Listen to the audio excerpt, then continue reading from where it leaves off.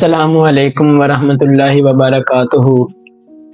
تو آج میں آپ سے بیان کرنے جا رہا ہوں ایک دکھ بھری کہانی جس کو گزرے ہوئے 100 سال ہو گئے ہیں، یعنی مسلمان 100 سال سے ایک پرچم تلے جمع نہیں ہیں۔ یہ اس وقت کی بات ہے جب مصطفیٰ کمال پاشا نے خلافت کے ٹکڑے ٹکڑے کر دیے، لیکن دکھ پھر یہی ہوا کہ اسے ہماری کتابوں میں یعنی سیکنڈ ایئر کی بک میں ہمارا ہیرو بنا کر پیش کیا جاتا رہا، اور اب بھی وہ ہمارا ہیرو مانا جاتا ہے۔ تو رمضان المبارک کی خوشی یا غزہ کا غم، مسلمان 100 سال سے خون میں لت پت ہیں، کبھی عراق، کبھی شام تو کبھی برما، اور کبھی غزہ تو کبھی فلسطین۔ لیکن ہمیں تو رمضان کی خوشی ہے۔ کفر تو یہ چاہتا ہے کہ اب 40 روزے رکھیں، اب 50 روزے رکھیں، جتنے مرضی رکھیں، کوئی فرق نہیں پڑتا۔ لیکن فرق اس بات سے پڑتا ہے کہ آپ متحد نہ ہو جائیں، آپ ایک پرچم تلے جمع نہ ہو جائیں۔ ترکی کی خلافت کو ختم کر کے اس کے ٹکڑے ٹکڑے کر دیے گئے۔ یہ 4 مارچ 1924 کا واقعہ ہے، اور اس وقت سے لے کر اب تک مسلمانوں کا کوئی پرستان حال نہیں ہے، اور دینی اور مذہبی اور سیکولرزم پاور جو ہے وہ اس بات کی طرف توجہ نہیں دلا رہی۔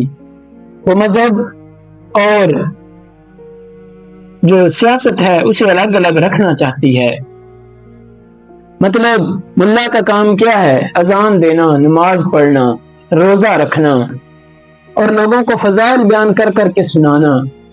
ملا کا یہ کام نہیں ہے کہ وہ کسی سیاست کی کوئی بات کرے یا اسلام کے کسی سیاسی پہلو کو اجاگر کرے، نبی صلی اللہ علیہ وآلہ وسلم کی سیاست کی بات کرے کہ انہوں نے کیسے صلح حدیبیہ کو فتح مکہ میں بدلا، انہوں نے کیسے بدر میں فتح حاصل کی، انہوں نے کیا اسٹریٹجی اپنائی۔ آج کے ملا کا کام کیا ہے کہ ایک بڑی سی تسبیح ہو، اس پر گنتے رہو، کتنی دفعہ سبحان اللہ کہو گے؟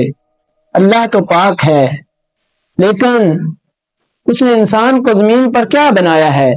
کیا اس نے انسان کو زمین پر اپنا خلیفہ نہیں بنایا؟ وَإِذْ قَالَ رَبُّكَ لِلْمَلَائِكَةِ إِنِّي جَاعِلٌ فِي الْأَرْضِ خَلِيفَةً قَالُوا أَتَجْعَلُ فِيهَا مَن يُفْسِدُ فِيهَا وَيَسْفِكُ الدِّمَاءَ وَنَحْنُ نُسَبِّحُ بِحَمْدِكَ وَنُقَدِّسُ لَكَ۔ تسبیح بیان کرنے کے لیے کیا اللہ جل شانہ کے پاس مخلوقات کی کمی ہے؟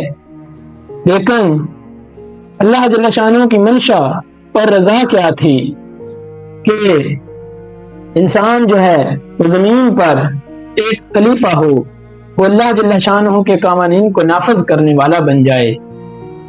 لیکن مسلم امت کا یہ حال ہے، ہم غیر مسلموں سے کیا توقع کریں گے کہ وہ ایک خلافت کو قائم کریں گے؟ لیکن ایسی بات کرنے والوں کو جو سوشل میڈیا پر ایسی بات کریں، انہیں بھی کیا سمجھا جاتا ہے؟ انہیں بھی یہ سمجھا جاتا ہے کہ یہ بے وقوف ہیں، یہ جاہل ہیں، یہ کون سی باتیں کر رہے ہیں، پرانے دور کی پرانی باتیں۔ لیکن ایک دن آئے گا، کوئی دن جاتا ہے، ایک دنیا پیدا ہوگی نئی۔